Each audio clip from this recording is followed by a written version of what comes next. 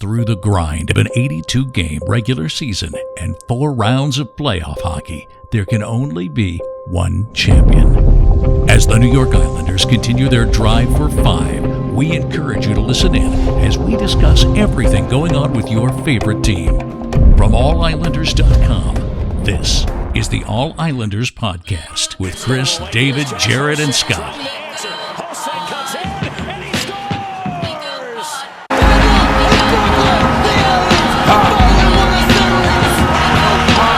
Hickey shoots, scores! Nelson to the backhand, scores! Turnover, they take it in. Josh Ho-Sang gets the goal, set up by Anthony Beauvillier. Hey guys, welcome back to the All Islanders Podcast, presented by Bobble Boss. We are proud to announce that Bobble Boss has decided to put their name on our podcast and sponsor it. And we are very proud to announce that they have given us a special promo code for you guys to use, and we will talk about that in a little bit. So for this podcast, the season just ended. The Islanders finished in the 9th spot in the Eastern Conference.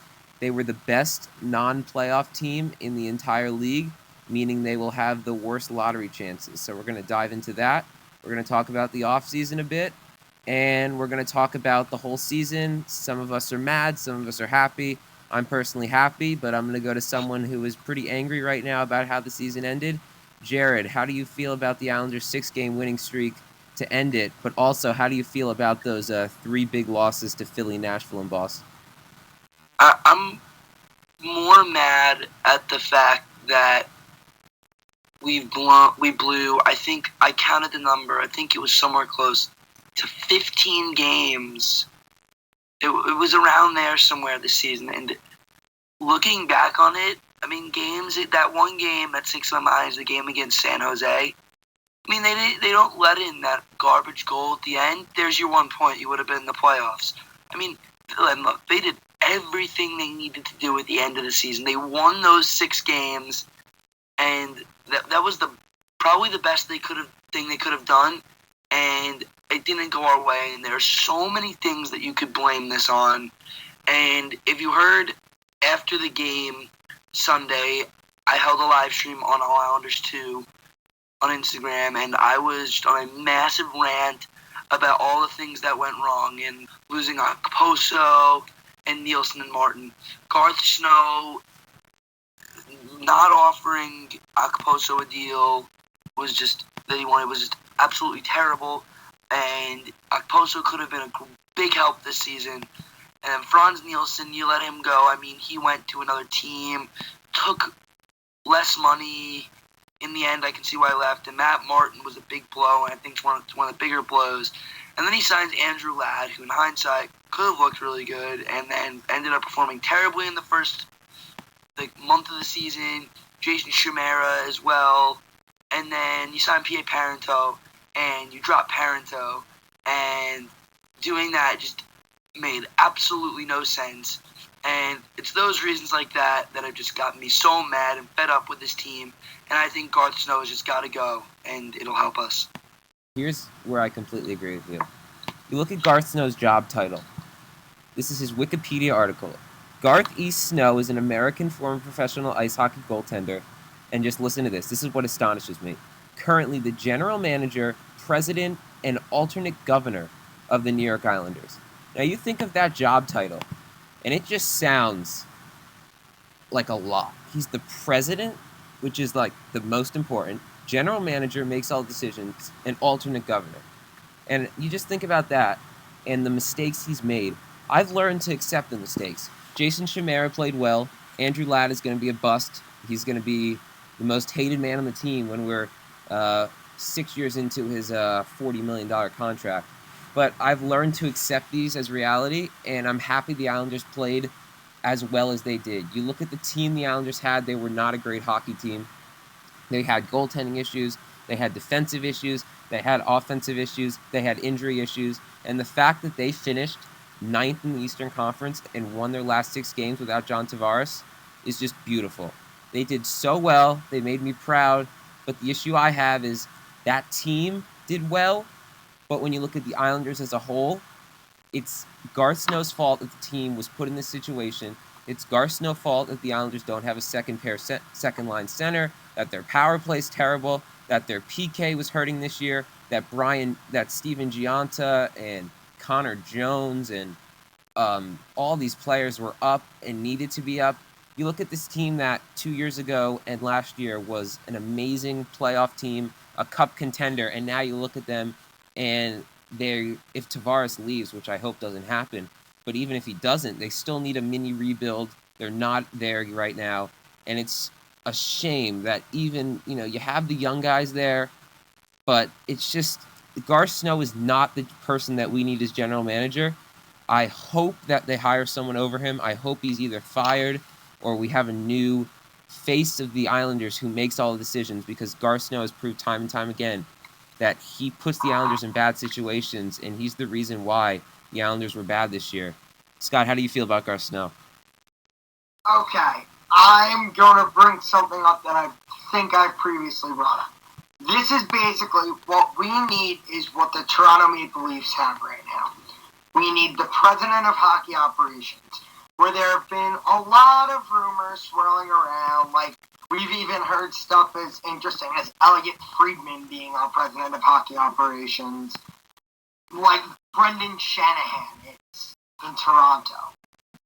Everyone in Toronto thinks of it as the Shana plan. Nobody even thinks of their general manager, Lou Lamoriello, anymore as the guy who makes the decisions. He's the guy who brings up the decisions. And Brendan Shanahan is the guy who approves of them. But what we need that Brendan Shanahan. Garth Snow is capable of doing something with what we got. We just need someone to say, you know what? We'll do that something. We'll sign Steven Giunta to a two-way deal and call him up for the last half of the year and play him on the fourth line while Cizikas is out. We'll play Pelican Mayfield at the same time and have a rotating set of Seidenberg and Hickey. We'll play Hickey as a forward. Well, that was mostly Doug Waite's decision. As I'm saying, let's get a guy above Snow. Yeah, I kind of agree with you, Scott. For most part, we need a guy, to kind of control Snow, because as much as I do think Ledecky had a say in firing Wade, I really don't think he's really, has complete control over Snow and what exactly he's doing. But, David, when you said a rebuild, do you mean just like, I already think they did a rebuild. I don't think you meant it as like a prospect rebuild. I think you just meant it as, get a few bigger pieces to get in the mix. No, I did mean a rebuild. I mean, you look at this team, they're not going anywhere with this roster. And I didn't mean a definition of a rebuild as you might think of a Toronto Maple Leafs rebuild. I meant a rebuild where you rebuild the team, you reinforce the areas of weakness, and it may not be a rebuild that you may think of, but I mean a rebuild by the definition of rebuild, which means to reinforce areas of weakness. I want Matt Duchene. I want better defense. I want all the young guys. I want Dow Cole and Pullock up. So I want a new look, not necessarily a rebuild, but I want to retool. All right, that's what I thought you meant, but I just wanted to, just make sure about that. Yeah, thanks. But I have another thing to add. I know this is far away because the season literally just ended. But do you see? You said Del Cole. He was a 5th overall pick. But do you honestly think he could be a big factor on this team after there's rumors of him not being his full potential? You look at those rumors. I think that may come from a more, I don't want to say uneducated, but if you look at his stat sheet in Bridgeport, you may not think he did amazing. He only had, he didn't really light up the score sheet. But one thing that you do know about him is he needs some time to develop. But after he develops, you don't want to pull a Josh Bailey and call him up too early, because I see a lot of Josh Bailey and Michael Duckhole. So you really want to make sure he develops. But one thing I want him up when he's ready, but I really think he could be like Ho-Sang reinforce the lineup. He could be something very good in a few years. And I think while it may not have been the best move to call him up this year, even though he may have been better than Connor Jones, who knows, I do think that he could be someone. Jared, how do you feel about the debate between maybe a young guy next year like a Michael Dow Cole or a Matthew Barzell versus a Steven Gianta type player, or even Kuhlman if he's back next year? I mean, Kuhlman will be back next year. He's got the year left on his contract. Mm-hmm. But with Gianta, I was having this conversation earlier, actually. I mean, that it brings up a good point, You can sign Gianta and have him do what Eric Bolton's done the last few years with a pinky injury this year while he's in Bridgeport. But when he was in the NHL, he had these weird injuries that kept him out all season. And have him there as a just-in-case type of player.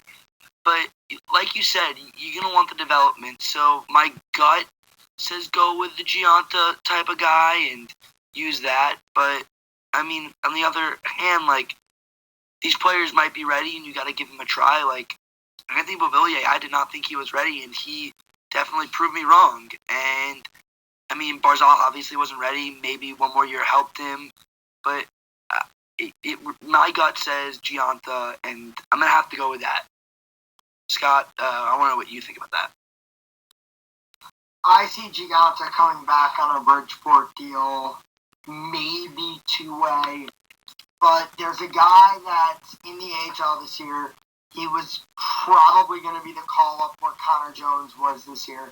However, he did get hurt the day before we needed him to be called up. I see Tanner Fritz being the guy next year, not Gianta. If you look at what Tanner Fritz has done this year in the AHL, he's been an outstanding offensive force when healthy, and he can play on the power play. If you need him to, he can penalty kill. But I see him being the guy next year as the 13th, 14th forward on a two-way deal. Yeah, so that's interesting what you brought up about Fritz, but I'm thinking something bigger than him. I'm thinking a Matt Duchene. I'm thinking that second line center that we've needed. And I think next season, he's the person that will save this team. If you look at the Islanders, they have so many young guys. They have so much depth. And I'm concerned that after this fake good season, I remember Patrick, one of our writers, wrote what I thought was probably the best article ever on the site, talking about how missing the playoffs would be better than making the playoffs. And I read that title and thought it was insane. But he brought up this amazing point that missing the playoffs would force change. It would be a catalyst for change. And what I'm really hoping now that they missed the playoffs is that is a catalyst for change, and it will cause Garth Snow or whoever is the GM to make a move, get that player that we need, boost the power play, and really help this team come back to where it was last year. I want Matt Duchene as that second-line center. I want him to really stabilize the lineup. I want the Islanders to call up Pulock next year. I want the Islanders to look at their mistakes they made this year. And by the Islanders, I'm basically personifying the Islanders. But I really mean Garth Snow. He's in charge. He's the president, and he's the GM. He needs to make these moves. I want Pulock up next year. I want Duchene. I want some more players that are better scorers. And hopefully they don't make the mistakes they did last year with blowing games, with just not showing up for some games. And I really hope that, Jared, you can comment on this after, but I hope the catalyst for change was them not making the playoffs, and I hope something is done. How do you feel about that? I agree. I really hope the catalyst for change was definitely not making the playoffs. I mean, that was a big blow to this team. I mean, at the end of the season, you could really see they wanted to go back to the playoffs, and their drive for it just came a little bit late, and it sucks that it came that late, but I definitely hope we get some change. I said on the live stream a few days ago that I thought Garth Snow was going to be gone by Friday, and after the move of making Wade the full-time head coach, I don't see that happening. So Garth Snow better pull a few strings and try his hardest to get Duchene. And if we get Duchesne, I really think there's our second line center we're looking for. And hopefully next season, if he does that and does exactly what you said with bringing up someone like Pollock, next season could be a very good year for us as a team. So, David, I actually have a question for you. Say Duchesne doesn't work out, who could be another second line center that you'd be willing to take? Okay. Very good question. That's a weak market right now. If it's not Duchesne, the free agents aren't really there. I'd love Tyler Johnson, Tampa Bay Lightning center right now. He's the sexy pick that everyone kind of wants. You wouldn't have to give up anything to get him. Issue is, you're the Brooklyn Islanders. I don't know if he wants to come here. He whooped us in the playoffs. May not feel very persuaded to come here. He's also an RFA, so you'd maybe have to make a sign and trade, or you'd have to sign him from Tampa. Slippery slope. I'm not going there. You have Martin Hanzal. He's a UFA. I think if he, I don't want him. I wrote in a 2018-2019 Islanders opening lineup article, I wrote that the Islanders would sign Hanzal to a 5-year, $25 million deal. And looking back at that, I don't agree with myself because I think he's too much money. I think that if he does well with Minnesota, he's going to get a big payday, which I don't want. So I don't know about him. And then you look at someone else, you look at Franz Nielsen maybe. I don't think Detroit would trade him, but they're in a semi-rebuild. They may not want his contract for the next 5 or 6 years. You may be able to get him for cheaper than Johnson or Duchesne. So those are 3 names. Or you could work from the system within. You go with Matt Barzal. Scott, how do you feel about some potential players for next season? I just want to bring up one thing regarding free agency this year before I give my comments. Mm-hmm. There's a free agent that's going to be a high priority guy that he's going to want a lot of money. He's commanding a large extension from the team he's currently on. But I think if he brings down his asking price, I think it's worth a shot for the Islanders and Alex Radulov. But he'd fit nicely on this team if he's willing to take down his asking price that he is willing to get from Montreal, which is a hefty amount of money. Does he want max? I read something that he wants. He said he wants like 8 years, $8 million. That's crazy. It was like 8 years, $8 million, 8 years, $7 million, 7 years, $8 million. It was some combination of that. But like, he's a good player. He's not that good. Yeah. And I mean, he's 30 years old. So. Yeah, let's stay away. So with that, I think we're done talking about this season. We're going to move on to a brief message from one of our sponsors that I'm going to talk about. And then we're going to move on to Doug Waite, our Stanley Cup predictions, and some other stuff for you guys. So stay tuned. Down their centers, you've always had Tavares, you've had Nielsen, you've had someone else, and you've had Zizekas for the last 5 years. So who would you like to fill in for that Nielsen role, Scott?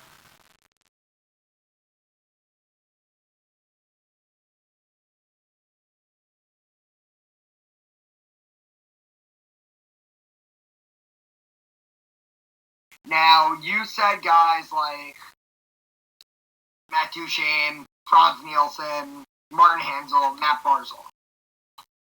There's one guy that I see as more of a third-line guy who's going to be a free agent this year. I think Toronto may resign him, but Brian Boyle. Yes, Islanders fans may not like him. We all know. Cheap overtime winner, missed a penalty, yeah. But he's a good, solid third or fourth line center. If you want to move Zizekas up, sure. If you want to move Boyle up, sure. But also Nick Bonino, if he doesn't get re-signed by Pittsburgh, and another trade candidate that possibly they may move, it's Nathan McKinnon, another guy in Colorado. He doesn't look super untouchable anymore. I mean, yeah, Duchene's going to be a cheaper price, but it looks like they may move McKinnon this offseason. So, guys, we announced this earlier in the show. Bobble Boss is now sponsoring the All Islanders podcast, and we are very proud to announce that they have given us a special exclusive promo code that you can only hear here for your chance to get 20% off your order. So that code is All Isles Podcast. And again, that is 20% off. So if you guys want anything bobblehead related, whether it's of a celebrity, an Islanders star, or a custom one, head over to bobbleboss.com, pick out your bobblehead, put it in your cart, finish the order, and add at checkout the promo code All Isles Podcast. Again, that's not All Islanders Podcast. That is All Isles Podcast. It's all lowercase. And again, that will probably save you a good amount of money. So we're really hoping you guys use that code. So that's it from Baba Boss. Thank you so much for listening. So guys, thanks for listening to that message from our sponsor. And we're going to move on to perhaps the biggest day in Islanders history that hasn't been during the season. Someone said that in our writers' chat, and at first I thought it was crazy, but you look at what happened today. Doug Weight is the next head coach of the New York Islanders. We have not had a head coach besides Jack Capuano since like 2010, 2011. So big news. That's really huge for the future of this franchise. I think Wait's the guy. I have some reservations about it, though, that I will talk about, but great news for the Islanders. Wait's a great coach. Number 2, he's going to be bringing in some new assistants. He could be 1, could be 2. So we're going to get some new assistants. The Islanders really need a better power play. It's hypocritical to say because Wait was the assistant who was in charge of the power play. Now he's the coach. We need a new power play assistant.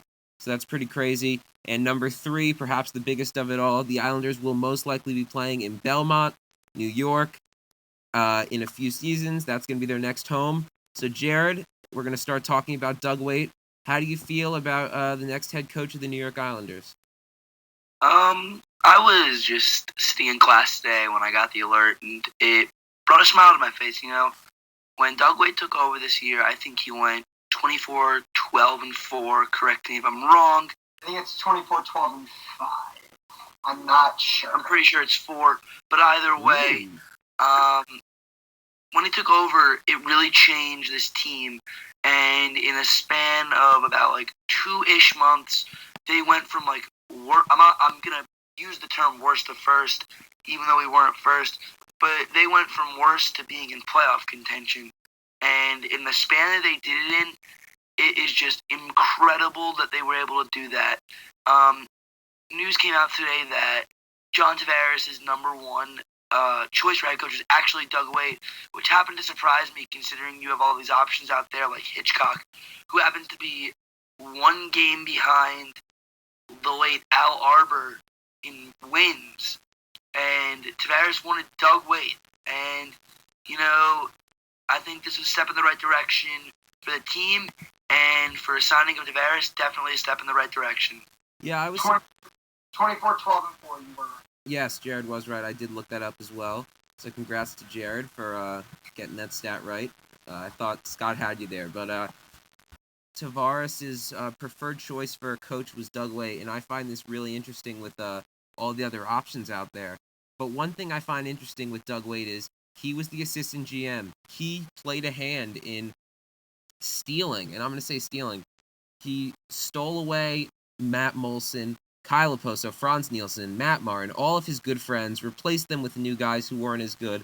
Doug Weight was the assistant GM who played a role in that, so it's interesting that Tavares doesn't have any ill feelings towards that. Also, he was the power play coach who ran a terrible power play around Tavares for the last few years, and he apparently is a really tough coach. So obviously, Tavares is no new guy to being worked tough, but it's interesting that he would openly want someone who is really tough on the players.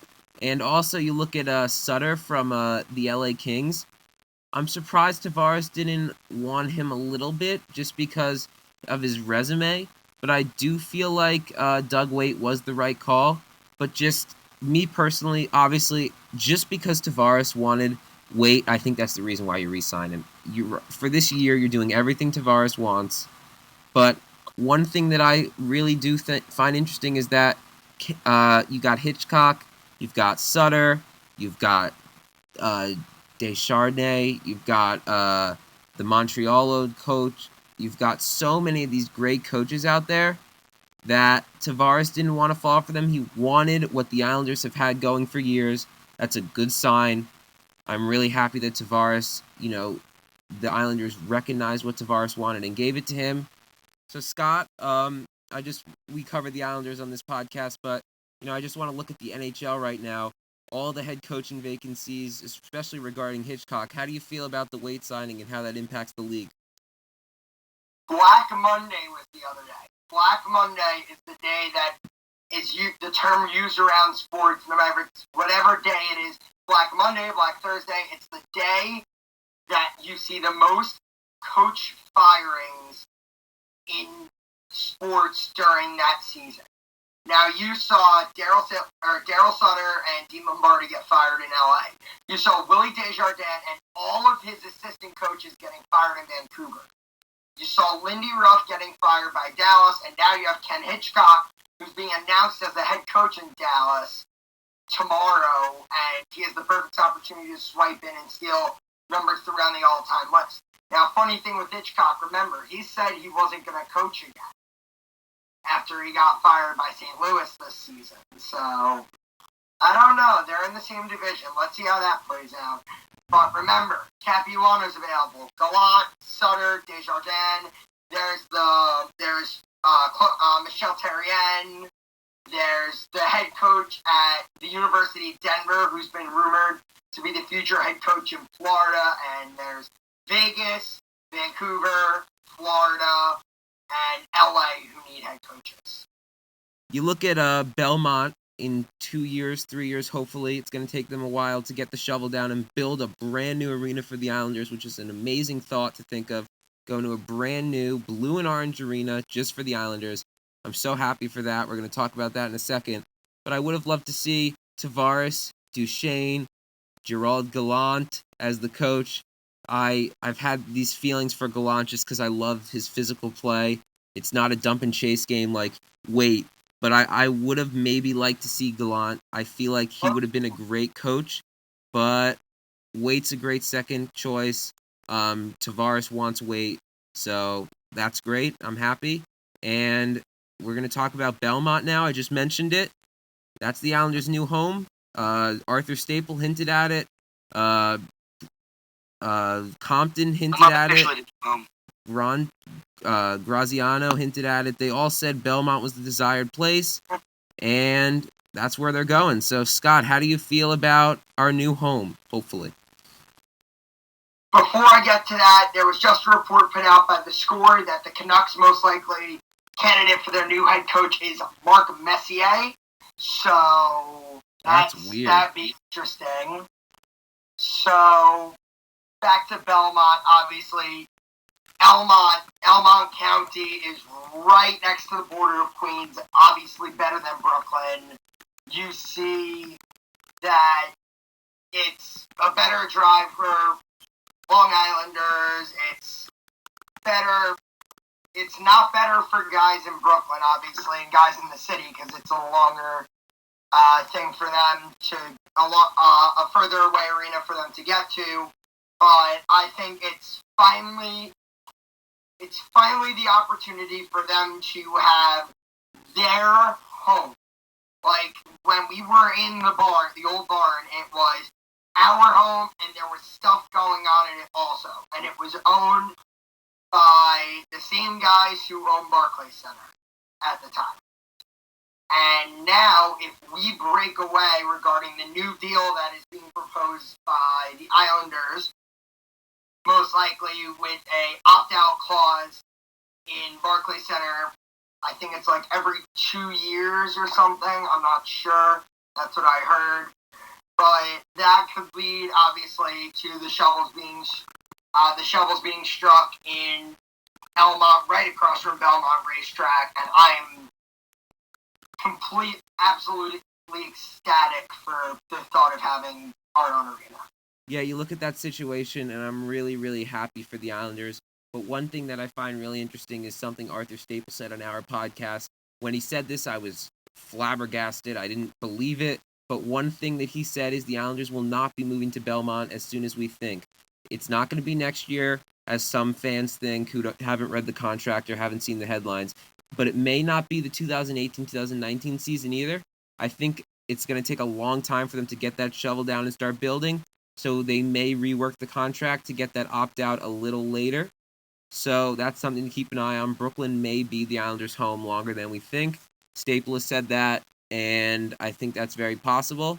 So, Jared, how do you feel about the whole Belmont thing? You haven't talked in a while.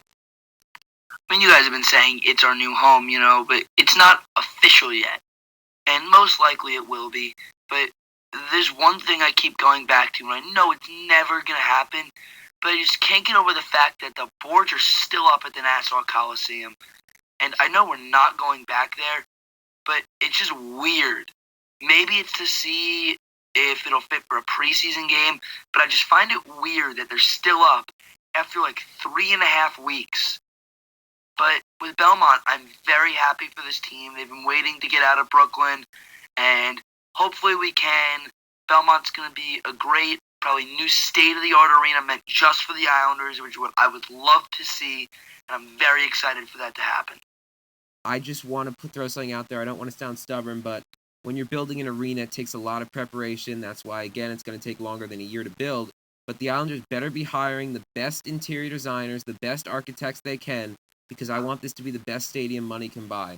Scott Malkin's a rich man. John Ledecky's a pretty rich man too. And I really, really want them to embrace the new stadium and make it as nice as possible. Make it so that not just Islander fans are coming, but everyone around there's coming. It's got to be the hub of the city. They really got to make it nice. So I'm praying that that happens. I'm praying that it's a nice stadium, and I'm just hoping it's better than Barclays. No scoreboard over the blue line, no obstructed seats for a brand new hockey arena. That's not too much to ask. So that's all I'm hoping. So, Scott, how do you feel the transition of a new stadium, even though they've been in Barclays for 6 years now? So it feels like it's a new stadium, Barclays, but they're moving to another new stadium. How do you feel that could take a toll on a team? They've been in Barclays for 2 years, by the way, not 6. Scott, 4 years from now, I'm telling you, it could be 2021 until they're moving there, 2020. So you never know. It could be 6 years. No, I'm just saying right now it's been only 2, so I was just a little confused on what you were saying. But okay, thanks for clarifying. Obviously, you see the changes. You see arenas like Rogers Place, which is, in my opinion, the best arena in hockey that can be built by the best architects that Edmonton can find. It's a beautiful arena. Calgary's trying to get a new arena. See, teams are trying to move to new places. The Joe just turned their lights out. I wish Detroit stayed there, just like I wish the Islanders stayed in Nassau. The history there was great, but I know Detroit and the Red Wings and the Pistons are hiring the best architects they can for Little Caesars Arena to be built, and hopefully we don't get as bad as a sponsor as Little Caesars is. But you're right. We need the best architects out there, the guys who can do as much as possible with as little of money that Ed Mangano wants to tax Nassau County residents, and we'll see in the future if you could see a brand new state-of-the-art arena built or a worn-down arena that they put no effort into. Yeah, I'm assuming they're going to put effort into it. I just want it to be state-of-the-art. Do what Barclays tried to do and attract some new fans. That's all I was saying. But I just want to throw one shout-out out. We're going to take the NHL playoffs. We're going to do our Stanley Cup predictions.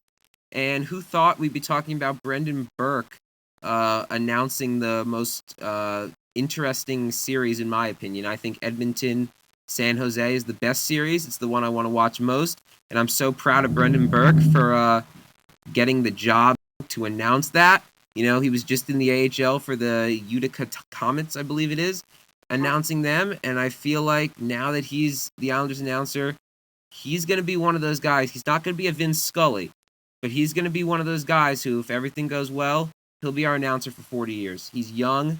I'm happy for him. This is a great sign for his career. So I'm just I'm so happy that an Islanders announcer is getting recognized on the league-wide scale. It's going to be nice listening to him. But let's do some predictions right now. I want to hear your Stanley Cup. I want to hear your MVP in the finals. And Jared, I'm going to go to you. Who's coming out of the West? Who's coming out of the East? Who's the MVP?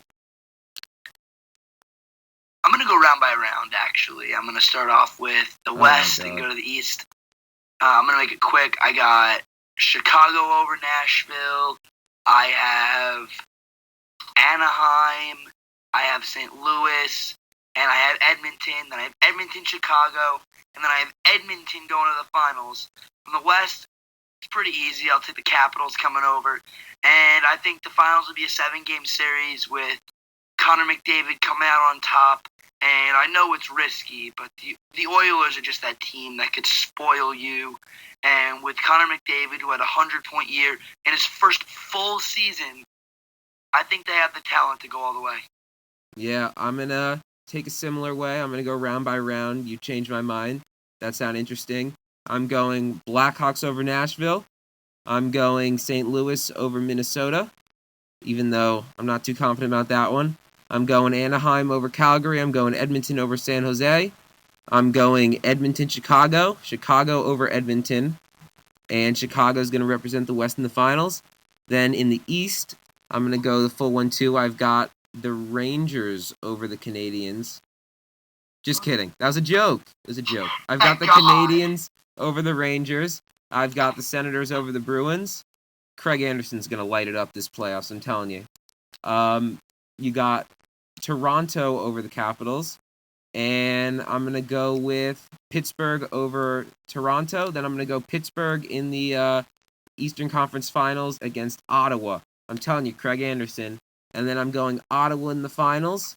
You're going to have an Ottawa-Chicago finals, and Craig Anderson's Magic's going to run off.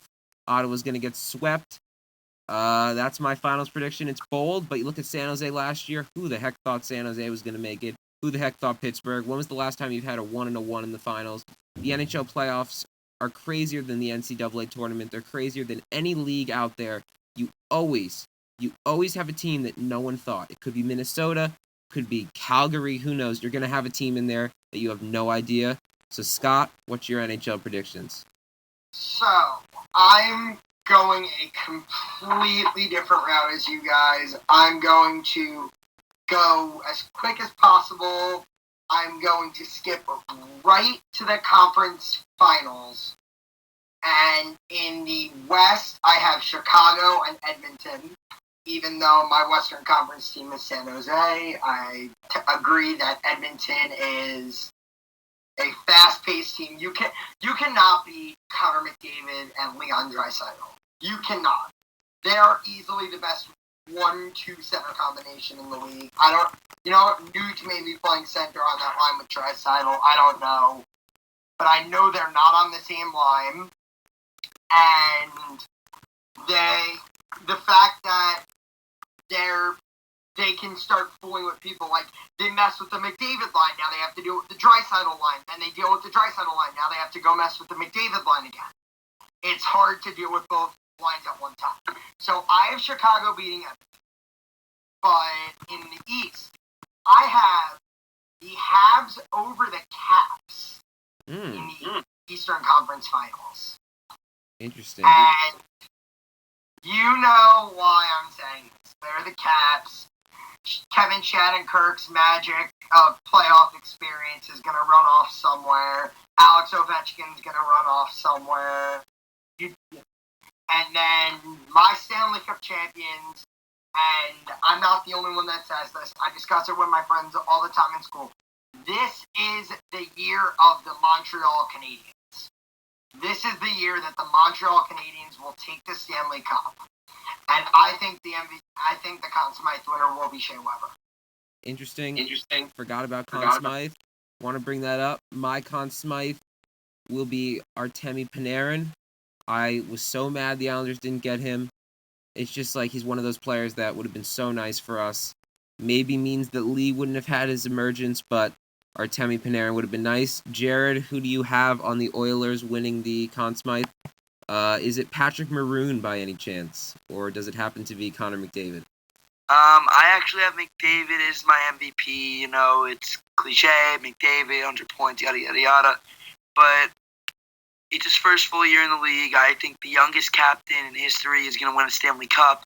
And I think he'll get the MVP because he is truly capable of being the next Gretzky. I mean, the kid has just such potential to go so far in this league, and he's already done so well in his second season, and I have to go with McDavid.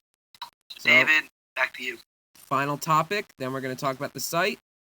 Islanders make the playoffs. Toronto loses to Pittsburgh. Gensel or Crosby, I forget who it was, Gensel hits that empty net. Leafs blow it to Columbus. Islanders are in the playoffs. Who wins that Washington Islanders series, and how many games? Jared. I'm gonna outright say 7-game series. Tavares said the other day that he was hopefully back to get in game 3 or 4, and a few years ago, we took them to Game 7, and I see us taking them to Game 7 again, and I see us flipping the series and taking that. But once we take that series, I see us playing Pittsburgh and losing to Pittsburgh. But I definitely see the Islanders taking Columbus after the success we've had against them this year. Yeah, I don't know about that. You look at their lines, right? Their top 6. I'm going to read it out loud. You've got Backstrom, Johansson, Ovechkin, Oshie, Kuznetsov, and Justin Williams. You look at the Islanders' top 6. You've got Beauvillier, Ho-Sang, Lee, Brock Nelson, Thomas Hickey, and Josh Bailey. So the fact that Thomas Hickey's in your top 6, and I know he's not playing top 6 minutes as a forward, but it's very interesting that every game he played, you look at Arthur Staples' tweet, he's that second-line winger. Maybe a coincidence, may not be, but he was lining up second line technically, so he's technically top 6. But you look at that, and that scares me a bit. It's very nice to think that the Islanders will beat Washington because they've had so much success, but I can't see the Islanders taking it past 5. 5 games, Islanders win a game in Brooklyn. How do you feel about that, Scott? Us in 7, lose to Pittsburgh, win to Columbus, but you know how you were bringing up how Connor McDavid's the youngest captain in NHL history? A little trivia for you. Who do you take that record from? Oh, I got it. It may not have been Crosby. No. But it was Westfall. Oh my God, I know it. Ed Westfall. Nope. Gabriel Landeskog. He became captain at the young age of 21. Connor McDavid became captain at the young age of 20. I didn't know it. I was lying. I thought it was more old. But yeah, that's interesting. I think Edmonton's going to go far. And again, just want to end it off here. Congrats to Brendan Burke. He's got the best series. He's going on vacation away from his kid again. Must be so tough for him. I just want to say this. You have that newborn baby, and he's not even with it. Really tough for him, but that's what the job calls for. He's one of the best in the business. So with that, I want to move on to allislanders.com. Scott has a trade tree possibly coming out still. Those take forever. It's about 100 slides, so may have one of those, may not. But just want to let you know that we're thinking about one of those. We have the player report card series coming out. We already have released Beauvillier and Bailey. They've both gotten B+ for their play this season. We have about 10 of them written. We're getting them out each day. Anthony Beauvillier's dad retweeted the Scott's Beauvillier report card on Twitter. That's pretty cool. The highlight videos are out. Those get a couple thousand views. Those are really cool. Just said the player report cards. I'm thinking of other stuff. I just wrote a thank you Anders Lee article. I just love what Anders Lee has done this year. Talking to Fenoff Pierre-Louis, amazing kid. I read up on Anders Lee's story, and I'm just really happy that the Islanders do so much for the community, especially Lee. All players showed up to his event after a shootout loss to Columbus, overtime loss to Columbus, and I'm just it's great to see that the Islanders are so active in the community, and I want you guys to check out that article. It's a good one. So with that, I think we're going to see you guys next time. I want to thank Bobble Boss so much for sponsoring this. We hope to have them sponsor it in the future. And don't forget, All Isles Podcast. All Isles Podcast is our code for 20% off. We want you guys to use that. And with that, we'll see you next time. Thank you so much for listening.